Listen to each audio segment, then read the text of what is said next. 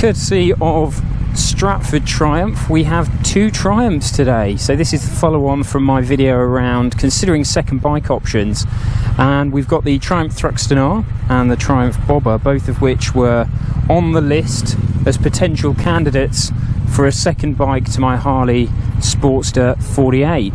So I hope you find this useful and interesting, and I'm hoping that one of these 2 might be a good candidate for a second bike. So let's see how we go.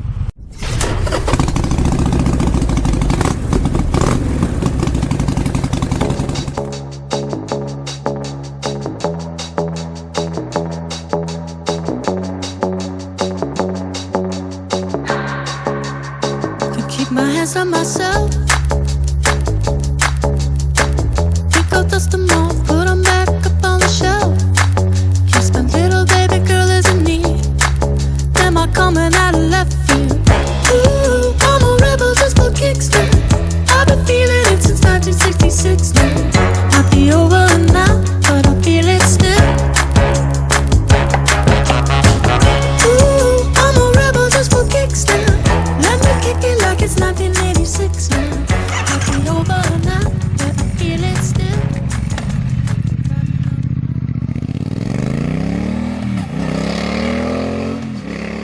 So first thing to do is to fuel up, because we have no petrol in these motorcycles, and then we can get riding.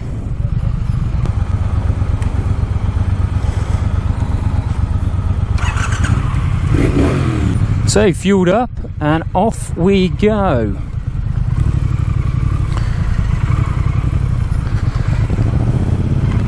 So one of the reasons that I wanted to test ride the Thruxton R is thinking about a second bike option. I wanted something that's quite different to the Harley Sportster 48 that I've already got, and already I can feel that this is very, very different. The seating position is quite high, and you know, obviously I'm used to sitting within the frame on my bike.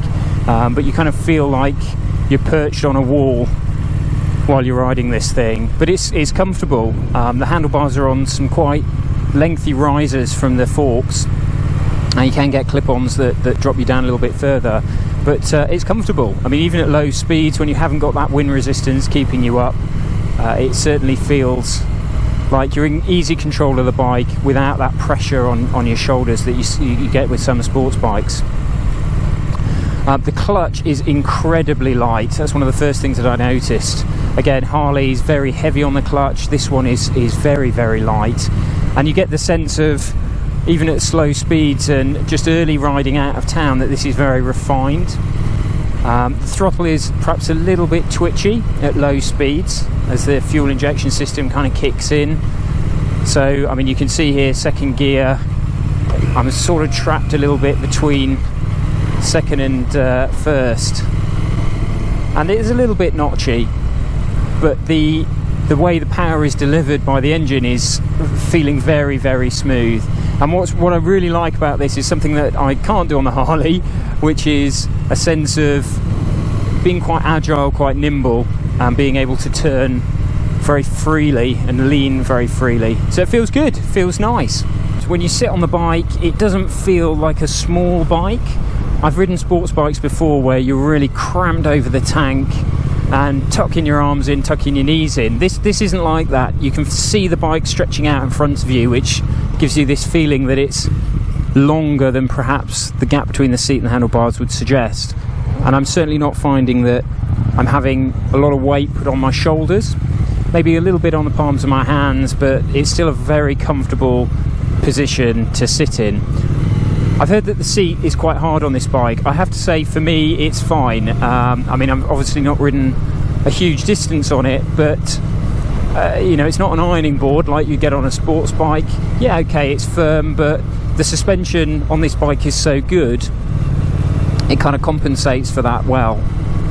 And it just feels like a very capable sports bike, not like a classic bike at all.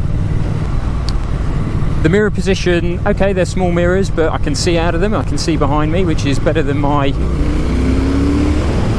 Harley as it stands right now.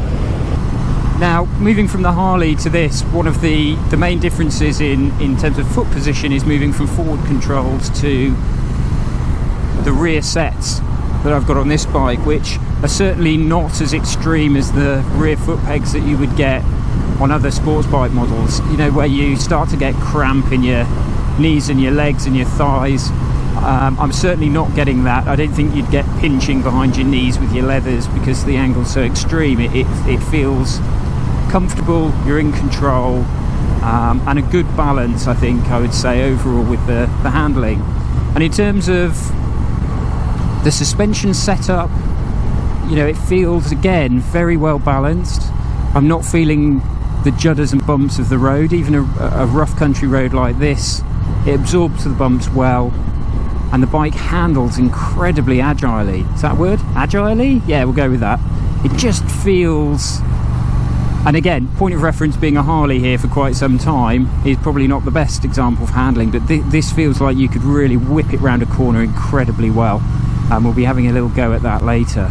So all in all, comfort and handling, very impressed. It's a really good start.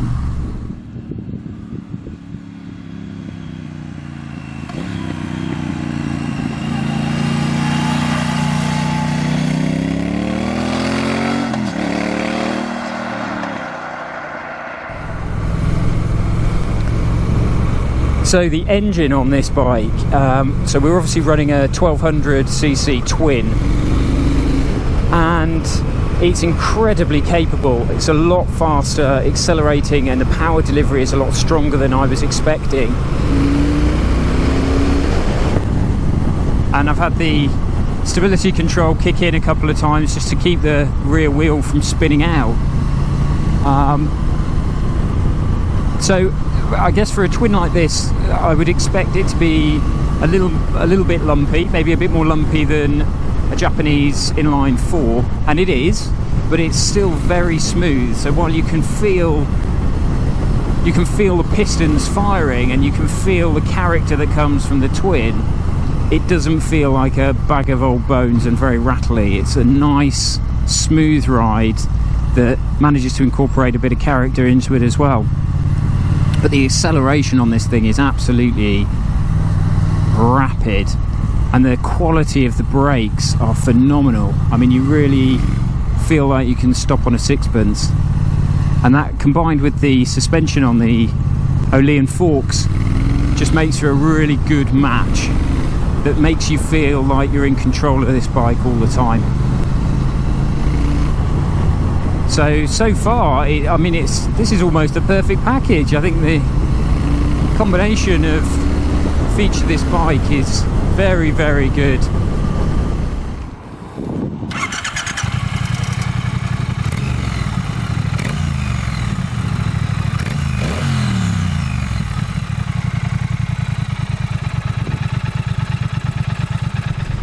The engine, it's a lot smoother, not just in terms of riding, but in terms of sound than I was expecting.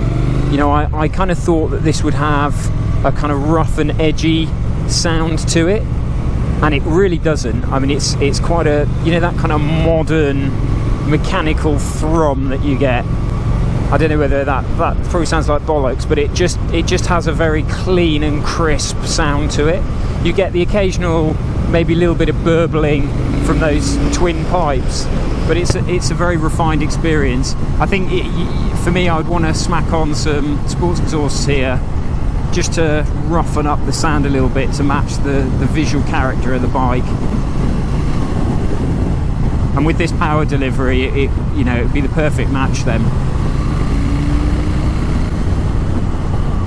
Let's do a little acceleration test on this Thruxton R. Here we go.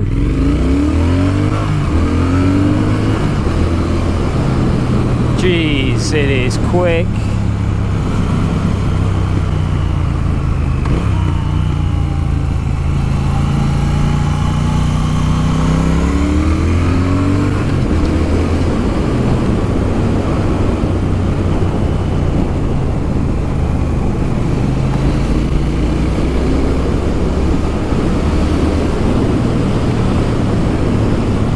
This is good.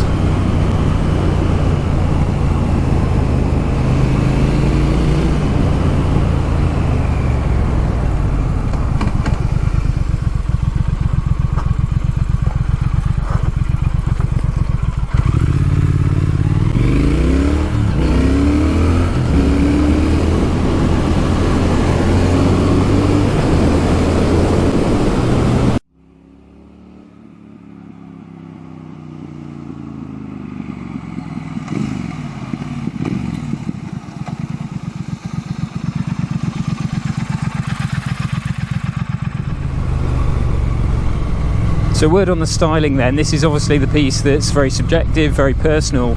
I really like the styling of the bike. It gives it that nice classic twist. Even though it's incorporating modern features, it still manages to look like a bike, maybe a tuned bike out of the 70s.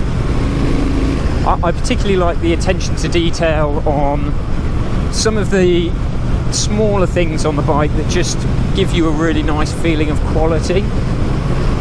So the clocks, for example, the way, I'm guessing these are made of aluminium, but the way they're milled and then brushed, they have a lovely finish. It just exudes quality, really. There are some plasticky bits on the bike, all of the control mechanisms, etc.